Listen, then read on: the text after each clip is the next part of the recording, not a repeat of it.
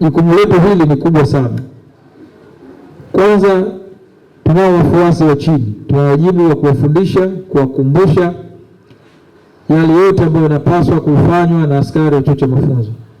Lakini tunao viongozi wetu wa juu, wajibu wetu kuwa washauri kwao, tuwashauri yale ambayo tunafikiri ni mazuri na ni mema katika kutekeleza kazi zetu za urekebishaji tabia. Sasa ni wajibu wetu tunaporudi kwenye vituo vyetu kwenda kuyaishi yale ambayo tumejifunza. Tumejifunza uongozi, tumejifunza mambo mbalimbali ya kimagereza.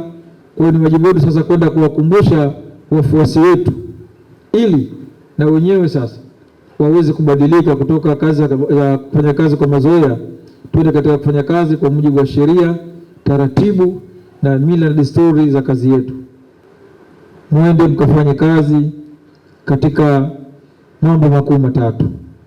Kwanza, nidhamu. Ninyi wenyewe mwe na nidhamu, lakini pia muongoze watu katika nidhamu. Pili, mwe washauri wa ngazi za juu, lakini tatu, muwe wakufunzi. Wakufunzi kwa maana gani? Nyinyi mna uzoefu mkubwa tu. Kwa hiyo wafundisheni askari wadogo yale mambo ambayo ya kufanya na yale mambo ambayo hatutaki kuyafanya kama askari wa kurekebisha tabia. Mwisho kabisa, nitamke tu kwamba kozi hii ya maafisa daraja la pili kwa mwaka huu wa 2026 imefungwa rasmi. Lengo la mafunzo haya ni kuwawezesha kupata maarifa na ujuzi na uwezo unaohitajika ili waweze kutekeleza majukumu yao kwa ufanisi baada ya uteuzi wao. Washiriki walipata elimu ya nadharia na vitendo. Masomo waliyofundishwa kama vile yafuatayo: 1. Uongozi na usimamizi; 2. Itifaki; 3. Matumizi ya silaha; 4. Sheria; 5. Usalama; 6. Mawasiliano; 7. Ustawi wa jamii. Kwa ujumla, mafunzo yamefanyika kwa mafanikio makubwa kutokana na ushirikiano mzuri kati ya wakufunzi, viongozi na washiriki. Wateule hawa walionyesha nidhamu na ari ya kujifunza na uzingatiaji wa kanuni na utaratibu za mafunzo katika kufikia leo. Mkuu, tunawasilisha mbele yako wateule wakiwa wamekamilisha mafunzo yao na tunaamini kuwa wako tayari kutekeleza majukumu watakayopangiwa kwa uaminifu, uweledi na uzalendo zaidi wenye maono. Napenda kutoa shukrani za dhati kwa uongozi wako, usimamizi makini na jitihada za kuendelea kuimarisha maendeleo ya jeshi na kuona ipo haja ya kupandisha vyeo kwa idadi kubwa kama hii kwa wapiganaji wetu.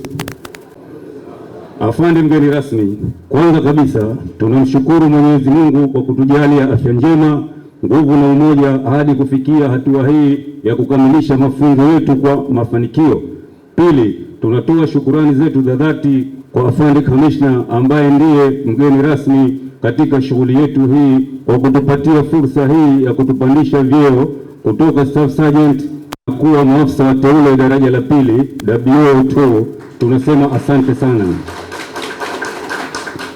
Pia kwa kutufuatilia kwa kutuandalia mazingira bora ya masomo ya darasani, uwanjani pamoja na kuweza kufanya ziara ya kimasomo iliwezesha mafunzo haya kukamilika. Shukrani za pekee ziende kwa mkuu wa mafunzo, mkufunzi mkuu, wakufunzi na walimu wa darasani kwa ufundishaji, nidhamu na mafunzo mema mliotupatia katika kipindi chote cha mafunzo.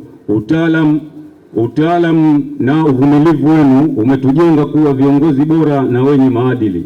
Afande mgeni rasmi, katika kipindi cha mafunzo haya tumepata ujuzi katika masomo mbalimbali ikiwemo sheria za magereza, kujielewa kuwa sisi ni kiunganishi baina ya maafisa na askari, utawala na usimamizi, paredi la kitara. Tumejifunza pia umuhimu wa nidhamu, uzalendo na utayari wa kufanya kazi bila woga.